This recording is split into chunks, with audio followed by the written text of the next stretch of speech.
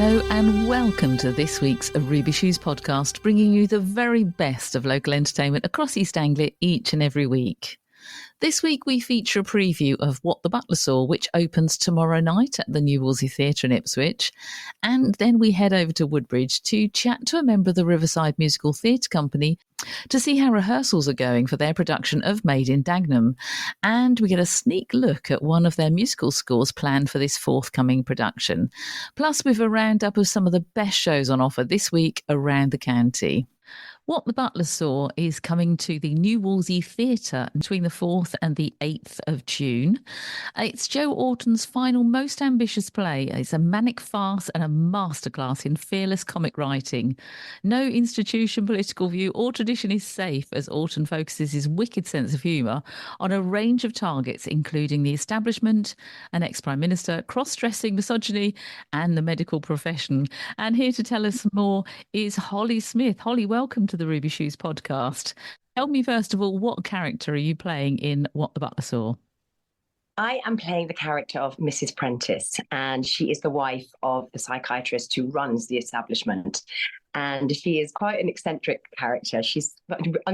Joe Orton actually sort of stated that she was sort of like a nymphomaniac, alcoholic, not the nicest things you could be as a wife, but she's so much fun to play. She's got so many sort of twists and turns, and she starts off in the play very much together and glamorous and in control, and by the end of it she sort of starts to lose her mind. I think all the characters have a journey. But it's so fun to play because she's a very big character, but she's got a lot of different things going on in there, and I'm finding new things all the time in this play, and it's very fast. The dialogue's very, very fast, so you have to really keep like the vocal energy, your energy in these characters to keep them sort of alive throughout the play. But she's quite a character in herself. Yeah, I'm enjoying playing her. What makes a good comedy farce is the timing, and it's absolutely split second. So although it's hilariously funny for the audience, it must be terrifying from an actor's point of view, because there's no opportunity to just sort of take a breath and think, hang on, did I mean that, or am I going there, or look to your fellow actor on stage and say, where am I? You've just got to get through it, and as you said, it's really fast paced. That must be exhausting for you. It's absolutely exhausting. I think this play, I didn't quite realise how exhausting it would be, because the moment you sort of lose any sort of energy, or you lose a moment, or you sort of switch off at any point, you lose it. You need to keep, with any sort of farce.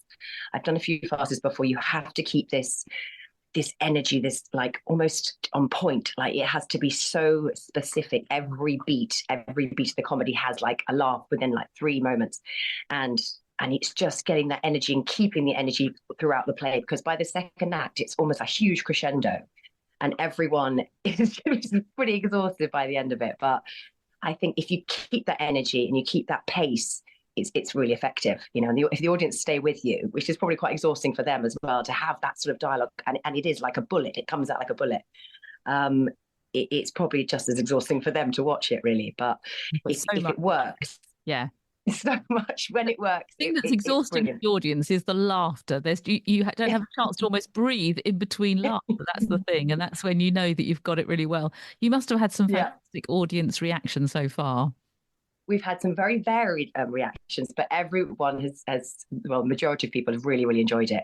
I think it's sometimes slightly different when you're up north to maybe you're down south. I think sometimes people are a bit afraid to laugh because some of the, the matters and the sort of the politics and various things that go on in this play are quite, well, they're kind of, you wrote it to shock you. So I think sometimes people are like, do I laugh at this? Do I not laugh at this? Should I laugh at this?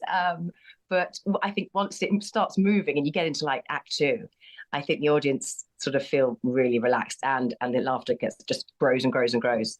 And I mean, he was so clever, Joe Orton. His words were just so funny. I mean, it's amazing how the whole play, it's not just little moments that are funny. It's just all funny. I mean, he was almost like Oscar Wilde or Noel Coward. He had that ability to really shock you, but also make you laugh.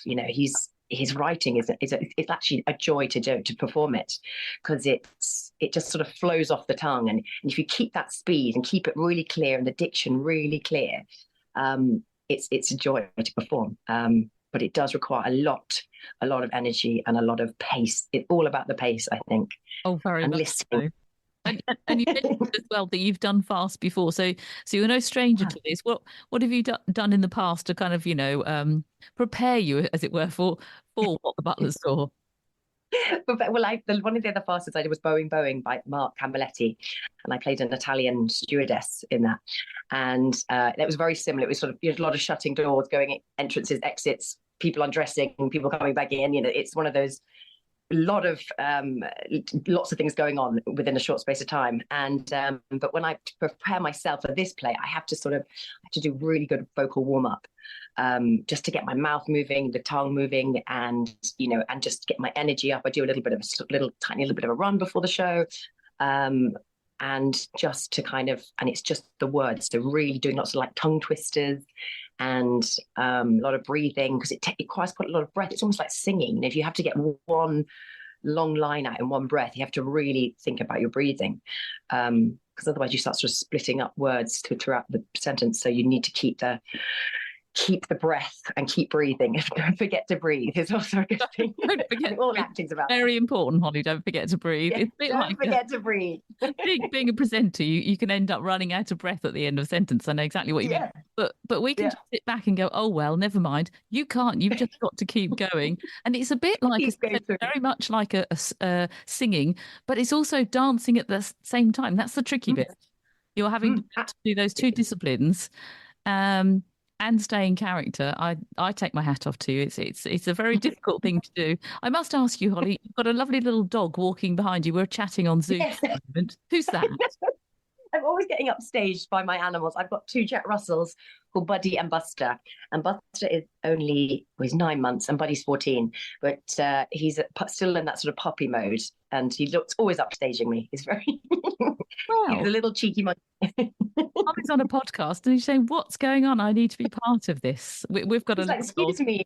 We like to call her producer Ruby, because usually whenever I get the microphone out, she makes an appearance either vocally or battering the door or clawing. She's actually being really quiet at the moment. I'm quite surprised. Oh, I love it. She wants to be on the action. She's like, she can't miss out. She sounds just like mine. I think so. They want to be centre stage. So we don't want to give any spoilers. We don't want to tell. Everybody knows it's a farce and it's funny. It's what the Butler Saw. As I said, it's coming to the New Wolsey. It starts on the 4th. It runs way through to the 8th. Just in a nutshell, give us a kind of a loose guide to the storyline.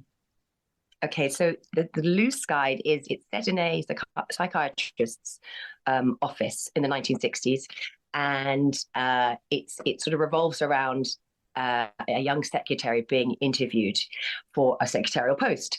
And what she doesn't know is the psychiatrist is actually sort of aiming to seduce her. And that's how it begins. And the whole story revolves around, a lot of undressing, a lot of sort of mistaken identity, a lot of swapping clothes, swapping genders, swapping everything. And it all stems from this one attempt to seduce his secretary.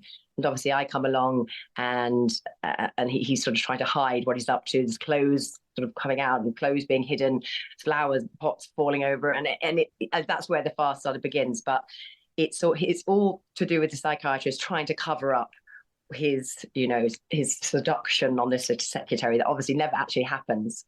And obviously as the story unravels, more chaos happens. I think the play just turns into a complete chaotic twists, turns, mishaps, and every character sort of loses the plot at some point. They start very much together, and by the end of it, they're sort of questioning their own sanity. It's a real journey. It's a ride. It's a bit like a roller coaster, this play, but it's all about this very, very naughty psychiatrist who I think regrets his attempt to doing that at the end. But it's got everything. It's just got so everything in it, and I think it's a delight. It's just a gem of a play that I think people will love. Some might question a few of the topics, but I think he wrote it at a time where he sort of just wanted to sort of say what was going on in the world. It's very much a statement of this is life, this is what happens, and I think Joe wrote it to shock and to make people laugh. But yes, that's the sort of loose plot. Well, we all need Yeah. to laugh, Holly. It's been an absolute pleasure to talk to you today for the Ruby Shoes podcast. And I won't say good luck. I'll say break a leg to you and the cast. And we look forward to Thank you seeing so you in much. Ipswich at the new Wolsey Theatre. Look forward to seeing you too. Take care. Everybody out, get out on the street and onto that picket line. Everybody out, let's make it clear we're here to send a sign. Everybody out, keep singing everywhere till your will get me.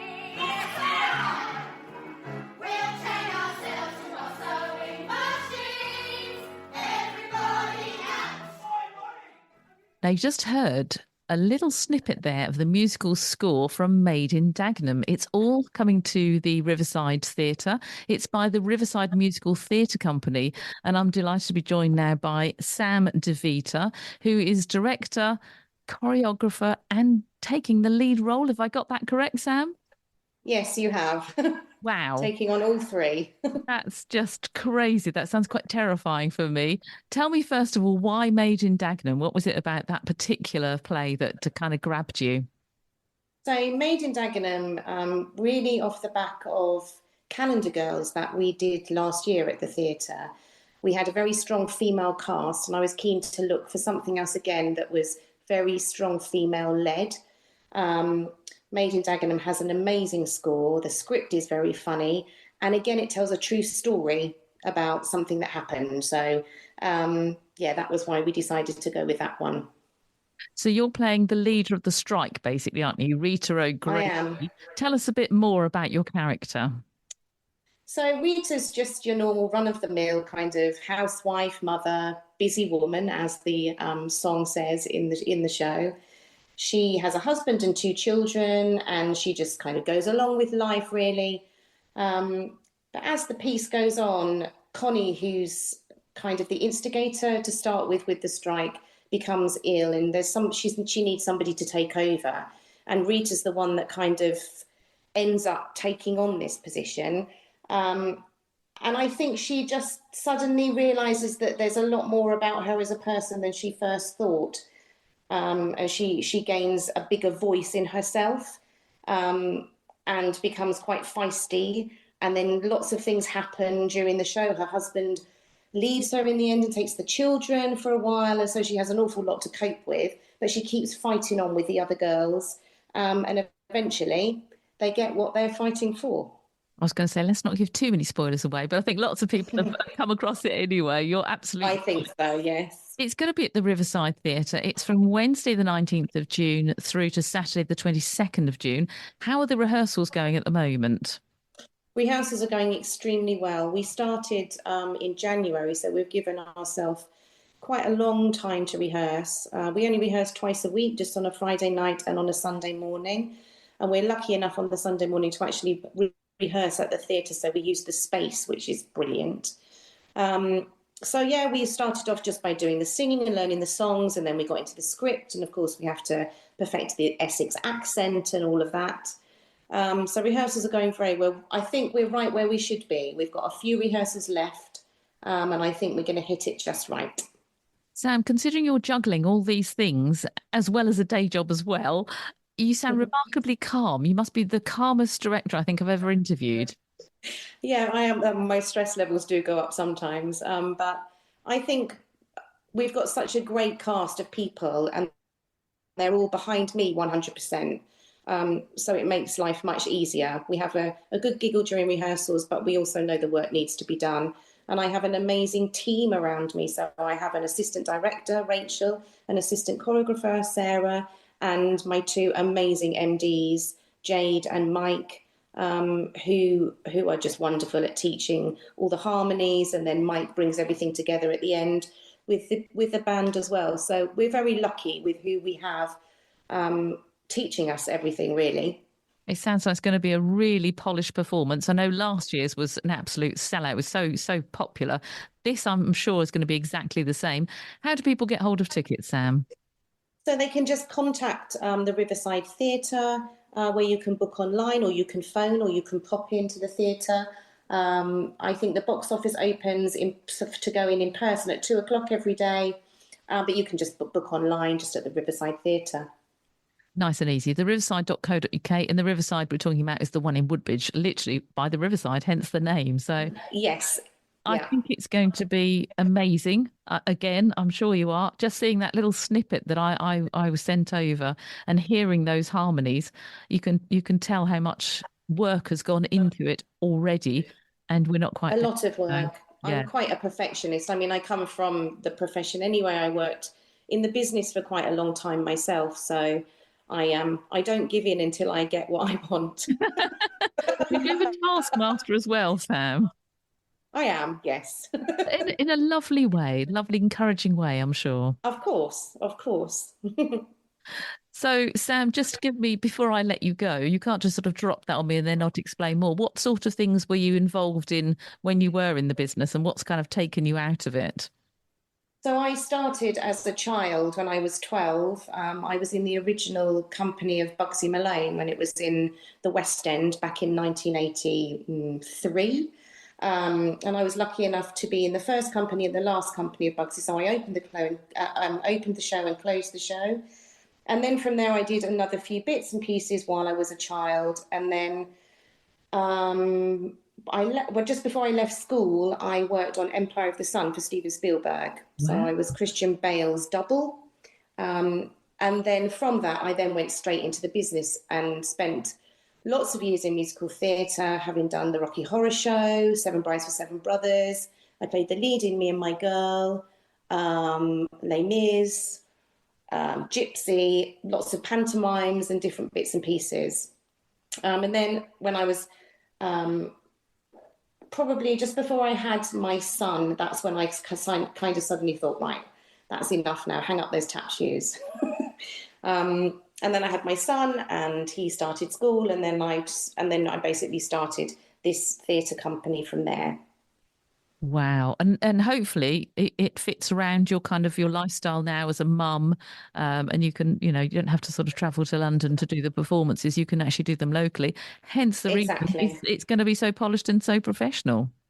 Well, let's hope so. Fingers crossed. Of course it will be. Of course it will be. Sam, it's been a pleasure to talk to you for the Ruby Shoes podcast. And if you want to get your tickets, as I say, it's made in Dagenham. It's all by the Riverside Musical Theatre Company. Starts on Wednesday, the 19th of June. Go to the riverside.co.uk and get yours. Thank you so much, Sam. It's been a pleasure to talk to you. And Thank you. Thanks very much. What's on across Suffolk with Stephanie McIntyre, sponsored by Ruby Shoes Podcast, your weekly entertainment news podcast, available from your smart speaker, Apple, Spotify, or you just follow Ruby Shoes Podcast on Facebook and click on the weekly podcast link to listen. There's a host of great shows on offer across Suffolk's magnificent theatres, and here is just a selection to tempt you. Tuesday the 4th of June through to Saturday the 8th of June at the new Wolsey Theatre in Ipswich, What the Butler Saw is Joe Orton's final, most ambitious play, manic farce and masterclass in fearless comic writing. No institution, political view or tradition is safe, as Orton focuses his wicked sense of humour on a range of targets, including the establishment, an ex-Prime Minister, cross-dressing misogyny and the medical profession.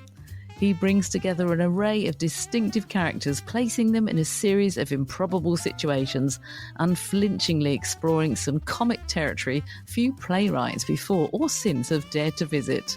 For more details, go to wolseytheatre.co.uk. Also on Tuesday the 4th of June, you could head over to the Apex Theatre in Bury St Edmunds to see the Ladyboys of Bangkok. This big anniversary show has a glamorous cast of 16 in a fun-filled, outrageous new production with more glitz and star-spangled sassiness than you can squeeze into any of your biggest party nights out. Fast-moving and incredibly polished large-scale theatrical productions featuring the biggest floor-filling musical hits, performed by the biggest showbiz divas and singing superstars in the world, featuring over 400 incredible costumes. Ladyboys of Bangkok is where London's West End meets Hollywood and Broadway every night of the year. Truly the greatest and most fabulous evening of entertainment in town. Check out the apex.co.uk for more details. Thursday the 6th of June, due to phenomenal demand, the sellout hit show Uncanny, I Know What I Saw with Danny Robbins is back. In 2023, Danny asks the questions, do ghosts exist? And if not, why do we see them? 25,000 people at theatres across the country came out to find the answers in the biggest live investigation into the paranormal ever. You now have the chance to join Danny and his team of experts at the Ipswich Regent Theatre for this terrifying and thought-provoking evening, featuring chillingly real-life stories of the supernatural experienced by ordinary people from ordinary places, brought to life on stage through thrilling theatrical invention in a mix of projection, sound and spellbinding storytelling. Go to ipswichtheatres.co.uk to get your tickets. Saturday the 8th of June, head to the Seaside and the Spa Pavilion Theatre in Felixstowe for Walk Like a Man, celebrating Frankie Valli in the Four Seasons. It's the ultimate multi-award-winning tribute show to the Four Seasons and Tony Award-winning true life musical phenomenon Jersey Boys. With incredible vocals, slick moves, infectious charm and timeless music, it's no wonder Walk Like a Man has wowed audiences across the country in countless theatres and certainly won't disappoint. You'll not be able to resist classics such as Big Girls Don't Cry, Sherry and, of course, Walk Like a Man. Go to the website spapavilion.uk to find out more. And finally, just a reminder that the Felixstowe Book Festival is fast approaching and lots of tickets have already been sold. This popular book festival is on from the 26th through to the 30th of June, held at both Harvest House in Felixstowe and also at the Two Sisters Arts venue in Trimley. For more information, go to felixstowebookfestival.co.uk. And finally, it was so nice to meet so many of you at last week's Suffolk show. It was really good as well to be back on stage broadcasting live again from the showground with my good friend and fellow presenter Rob Dunger. My thanks to everyone at Suffolk Sound Radio who made that possible. Next week, there won't be an episode of Ruby Shoes podcast as I'm off to sunny Spain for a week of R&R with my sisters. So our next episode of the Ruby Shoes podcast will be on Monday, the 17th of June. If you have a forthcoming show or summer festival planned and you'd like us to feature it here on the Ruby Shoes podcast, get in touch with us via our Facebook page. Nice and easy, Ruby Shoes podcast. Jump on there, send us a message. And remember, you can always listen again to any of the Ruby Shoes podcasts via Apple or Spotify or your smart speaker, or just simply click on our weekly podcast links on our Facebook page and follow us too for all the latest entertainment news. I'm Steph McIntyre. Thanks for listening, and we'll chat about more live theatre and all kinds of entertainment in next week's episode. In the meantime, check out those socials at Ruby Shoes Podcast. We'd love you to follow us and make sure you have a great week.